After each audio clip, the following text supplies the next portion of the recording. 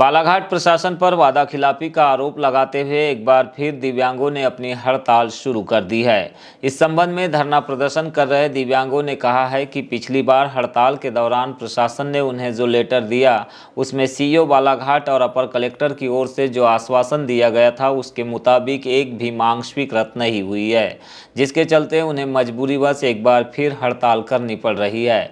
इस दौरान धरना प्रदर्शन में जिले भर से पहुंचे दिव्यांगजन मौजूद रहे। लिखित में उसमें पहली बात कलेक्टर साहब की साइन नहीं थी, उस पर अपर कलेक्टर और सीओ साहब की साइन थी। तो ये ऐसा मूर्खताई वाला काम हमारे साथ किए, पहला नंबर है। नंबर दो, इन्हें जो भी लेटर दिए टोटल हवाई हॉस्टल में 5 सीट इन्हें रिजर्व किए और हॉस्टलों को कोई आदेश नहीं किए। जन भागीदारी की फीस इन्हें माफ़ किए का लेटर दिए पर कॉलेजों को कोई आदेश नहीं किए। साइकिल रिपेयरिंग 15 दिन में होगी बोले और इन्हें सर्वे नहीं किए। कलेक्ट्रेट दर में काम देने के लिए नगर पालिका, स्वास्थ्य विभाग और मनरेगा ऐसी जगहों में ऑथराइज किए पर उन लोगों को कोई आदेश नहीं दिए। ऐसे झूठे वादे और झूठी लेटरबाजी करके इन्हें हमको उठाए थे यहाँ से। जिला न्यायालय बालाघाट में 11 फरवरी को राष्ट्रीय लोक अदालत का आयोजन किया जाएगा। इस आयोजन को लेकर न्यायालय में तैयारियां पूरी की जा रही है। जिला विधिक सेवा प्राधिकरण की ओर से बताया गया कि लोक अदालत के लिए अलग अलग बेंच का गठन किया गया है, जिसमें इस वर्ष के कैलेंडर के मुताबिक अलग अलग तिथियों में आयोजन किया जाएगा। कैलेंडर जारी किया गया है जिसके तहत फरवरी 11, 2023, 13 मई 2023, 9 सितंबर 2023 और 9 दिसंबर 2023 को नेशनल लोक अदालत का आयोजन किया जाएगा। नेशनल लोक अदालत में मुख्य रूप से न्यायालय में लंबित राजीनामा योग्य आपराधिक प्रकरण, चेक बाउंस के प्रकरण, बैंक और मनी रिकवरी के प्रकरण, मोटर दावा दुर्घटना के प्रकरण, लेबर कोड के प्रकरण, इलेक्ट्रिसिटी बिल के प्रकरण, वाटर्स बिल के प्रकरण, फैमिली डिस्प्यूट के मामले, लैंड एक्विजिशन के मामले, रेवेन्यू केसेस और सिविल केसेस, इन सभी तरह के मामलों का निराकरण होता है। और जो भी पक्षकार जिनका मामला कोर्ट में लंबित है, इन मामलों में उपस्थित होकर के राजीनामा कर सकते हैं। छत्तीसगढ़ राज्य के उपभोक्ता फोरम के अध्यक्ष पूर्व न्यायाधीश का आज बालाघाट आगमन हुआ। यहां पर उन्होंने उपभोक्ताओं की समस्याओं के साथ उनके अधिकारों को लेकर अपने विचार रखे।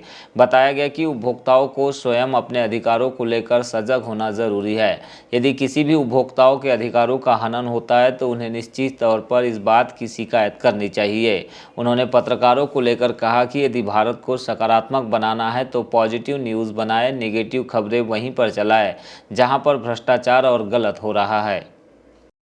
पहला तो सबसे पहले जो व्यक्ति उपभोक्ता है वही सबसे बड़ा अथॉरिटी है। उसको जागरूकता फैलानी चाहिए। जो मामले से आप हमारे यहाँ आए, आपको लगता है कि ये सिस्टम ठीक है तो आप अपने आसपास के वातावरण को बताइए।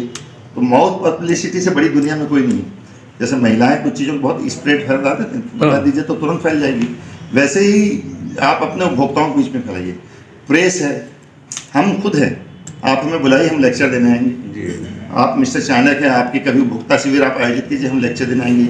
आपको कोई खर्चे करने की जरूरत नहीं, बिना खर्चे का काम, दरी बिछाइए, माइक लगाइए, हम आपकी बात कर देंगे। हमको आडंबर थोड़ी करना है। सरकार एक दिन आंख मूंद सकती, 2 दिन मूंद सकती है। आप पीछे पड़ गए तो सरकारें गिरा सकते हैं। इतनी ताकत है कलम में।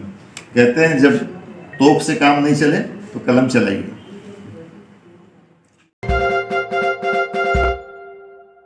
आयुष राज्य मंत्री रामकिशोर नानोकावरे इन दिनों परसवाड़ा क्षेत्र में विकास यात्रा के माध्यम से निरंतर लोकार्पण और शिलान्यास कार्यक्रमों के माध्यम से पहुंच रहे हैं, जहां पर वे आम जनता को शासन की विभिन्न योजनाओं की जानकारी प्रदान कर लोगों को लाभ भी दिला रहे हैं। संबल योजना, आयुष्मान कार्ड हो या फिर किसान कल्याण योजना और प्रधानमंत्री आवास योजना, हितग्राहियों तक इनका लाभ पहुँचाने के लिए वे सतत प्रयासरत है। उन्होंने बताया कि हमने पहली बार लामता क्षेत्र में 100 145 करोड़ की पाइपलाइन से किसानों के खेत में पानी पहुंचाने की पेस्टिसाइड योजना लाई है। इसमें वाल के जरिए किसान जितना चाहे पानी ले सकेगा और ज़रूरत नहीं होने पर वाल बंद कर सकता है। इस प्रोजेक्ट का शुभारंभ करने के लिए 22 फरवरी को मुख्यमंत्री शिवराज सिंह चौहान बालाघाट आएंगे। उन्होंने बताया कि इस कार्यक्रम के बाद भी हम परसवाड़ा क्षेत्र में नहीं रुकने वाले, हर गाँव तक पहुँचकर उन्हें शासन की योजनाओं का लाभ दिलाएंगे। हमारा क्षेत्र एक समय तक बहुत ही पिछड़ा हुआ था, लेकिन मंत्री का दायित्व मिलने से हमने इसे विकास की ओर अग्रसर कर दिया है। इस विकास यात्रा का मतलब क्या है? इस विकास में बैठा तो सीओ जिला पंचायत ने इतने बड़े फोल्डर मेरे हाथ में दे दिए। जनपद के सीओ ने मेरे घर में फोल्डर पहुंचा दिए कि इसका अध्ययन भी करना पड़ेगा, पढ़ना पड़ेगा। इस फोल्डर